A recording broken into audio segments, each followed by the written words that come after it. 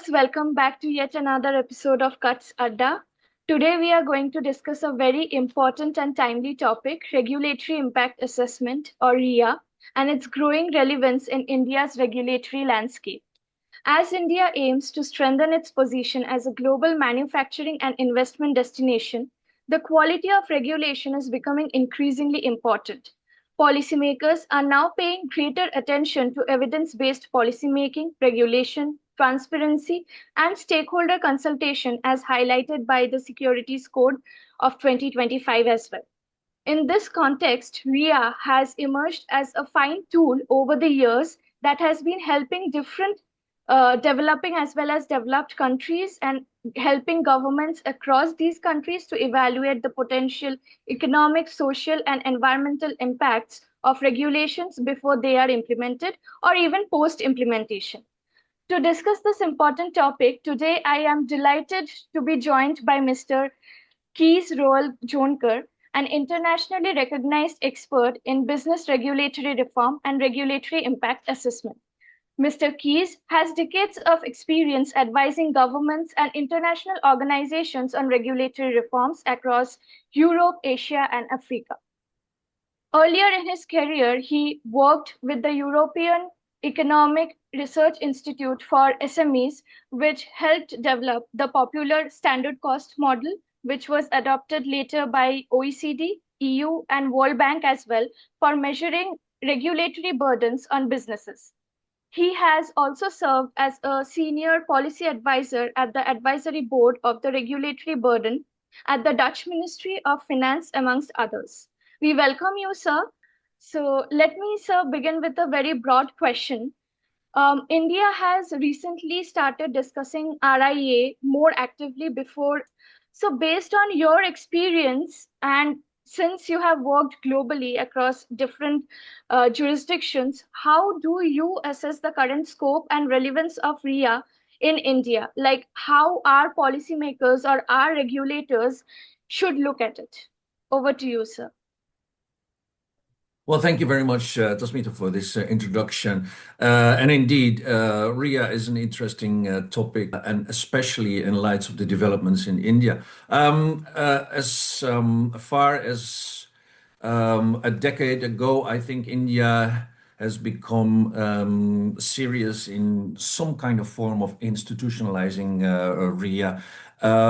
We have had the Supreme Court of India recently emphasize the need of legislative impact assessment, and two pieces of regulations came forward: the government legislative proposal schemes and schemes bill in 2022, and the still pending legislative impact assessment bill of 2024. So these developments are really promising, and I would say India is catching up with the rest of the world when it comes to effective regulatory impact assessment practice. We see that the actually application of RIA can be still be fragmented. It is left to the commissions, the several commissions, for example, within India, the Financial Commission, the Law Commission, we see Niti Aayog, we see civil society organizations, industry associations, academics sometimes conduct RIAs. We have seen RIAs so far in the financial sector. We've seen RIAs on the IT rules, for example, of 2021. So these are all promising developments. And right now, I think the heart of the discussion would be how to institutionalize RIA, including legally institutionalizing. I would say a very interesting stage in the development of RIA practice in India. So, sir, like in many countries, RIA becomes effective only when supported by strong institutional mechanisms, as you also mentioned. Like institutionally and legally institutionalizing RIA is something which India should, like right now, look into. So, what kinds of institutional structures or oversight bodies are necessary to ensure that RIA becomes meaningful decision-making tool rather than just a procedural requirement? Indeed, institutionalization of RIA is crucial for an effective application of RIA, I would say. If we look at other countries like the UK, Australia, other countries, including the US. The RIA practice, already starting maybe 3, 4 decades ago, has been still been tailored and fine-tuned over the years, especially institutionally wise. Um, I would always say at the start, it's important to see how RIA would be legally institutionalized, because once these aspects become legalized, the practice, the consequences of this legal institutionalization will have its course in institutions like regulatory oversight bodies, high-level commitment of high-level councils, interdepartmental and the like. So there are three components when it comes to legally institutionalizing RIA, and that is the RIA practice itself legally institutionalized? Is it recognized as a practice that is needed and required for legal proposals, other pieces of regulations, and including existing stock of regulations? The second legal institutionalization question would be, is a regulatory oversight body legally institutionalized? So is there a body that both advises and enforces RIA practice? So advises on RIA practice, help capacity building, and enforces RIA practice at the same time. That could be assessing the quality of RIAs, that could RIA practice as it happens, safeguarding, achieving a goal perhaps attached to the introduction of RIA practice, such as a 25% administrative burden reduction. So these are the roles of regulatory oversight bodies once legally institutionalized. And the third component of legally institutionalization would be whether actually the regulatory authorities, ministries, departments, and agencies are legally bound to conduct RIAs. So these three components, RIA practice itself legally institutionalized, ROB legally institutionalized, and a regulatory authorities legally bound to conduct RIAs, are the three main legal components. Once that is in place, like I said, a whole becomes in motion. For example, if RIA is mandatory in the regulatory process, then naturally the role of a regulatory oversight body is needed, but also it's easier to attach a meaningful mandate to a regulatory oversight body. So once a RIA is mandatory in the regulatory process, it affirms a role of a regulatory oversight body. Another example is once there is high-level commitment, the ROB may have influence and power and a meaningful mandate. Once we have an integral approach, we assure ourselves of coordination and internalization within ministries and departments and agencies. Think of interdepartmental RIA steering groups, for example, where the regulators can be each other's peers when it comes to application of RIA. Important in this, I think, is the most successful application of RIAs within governments is a whole of government approach. The government as a whole, all ministries, departments, agencies, all regulators are in the same boat. And that helps when it comes to commitment in actually applying and adopting RIA practice. Another part, of course, for a successful RIA practice is capacity building. And some promising things we see in India, among others from CUTS already back in 2015, I remember, and later on some initiatives. We see a recent initiative of the Center for Market Regulations and Governments, CMRG. We see initiatives of Clarity for Sure, that provide RIA courses for the financial sector, for the agriculture sector. So I think these initiatives, modest still sometimes when it comes to the scale of the whole of government in India, are definitely promising, and we look forward of more of those capacity building initiatives.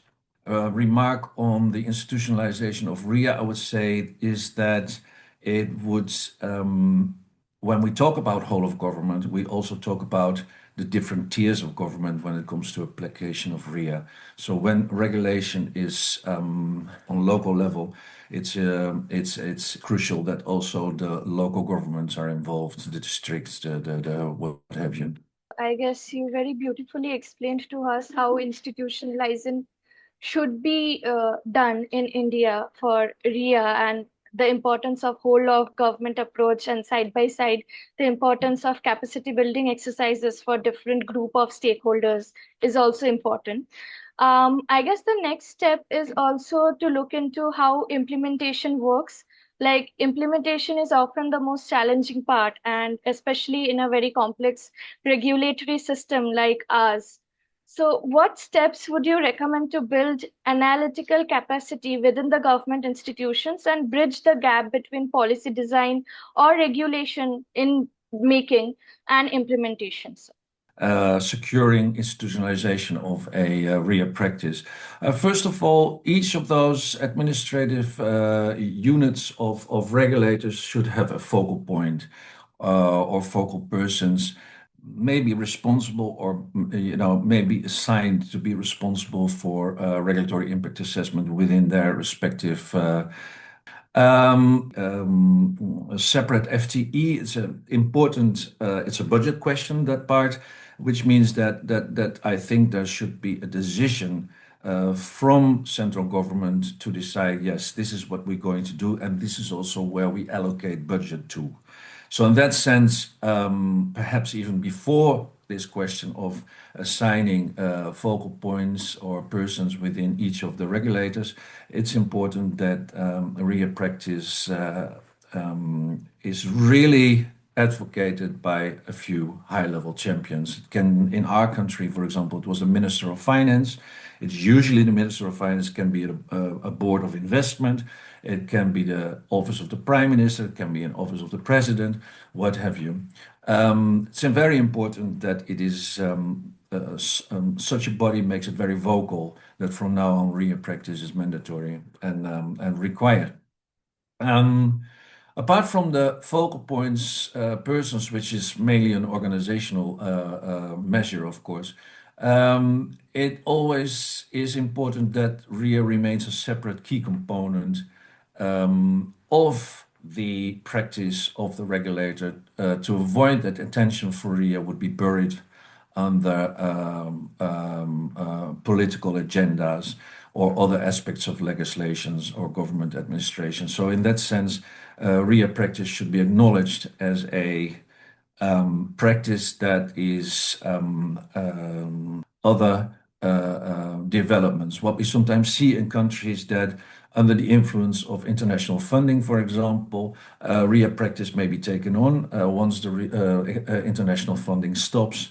Also, the attention for regulatory impact assessment practice stops, are not very helpful. So it should be sustained, RIA practice, and autonomous from other developments, including political agendas. Then it's important that the RIA focal points, the RIA coordinators, so to speak, would also discuss with each other in some kind of inter-regulator steering group or committee to discuss the application of RIAs. This also very much serves as a peer group, as you want, if you want. The role of the regulatory oversight body here is quite crucial, and usually the role is twofold. On what it's kind of the carrot and stick approach. The carrot would be help with capacity building, help especially in the earlier stages to conduct actually RIAs, provide capacity to help regulators. Sometimes it's even done that officials from the regulatory oversight body are temporarily, dispatched to one or more regulators to help build capacity, advocate RIA, give RIA training if you want. And then the other one is the other role of the ROB is the more stick approach in which the regulatory oversight body assesses the quality of the regulatory impact assessments being done.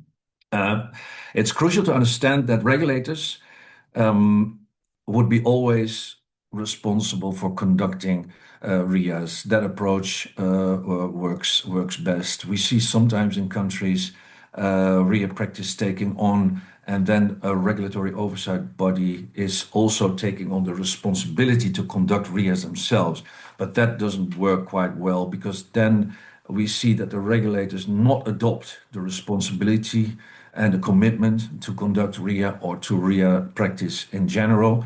And we see a lack of capacity within regulatory oversight bodies to actually conduct all those RIAs. So then it remains haphazard when it comes to applying regulatory impact assessments. So it's crucial that regulators themselves become and remain responsible for conducting RIAs. That's also the best tool when it comes to a change in approach of designing regulations. And after all, that's what we after. We want a better business climate, for example, in more effective regulations, easier to apply, easier to comply with, and simplified regimes.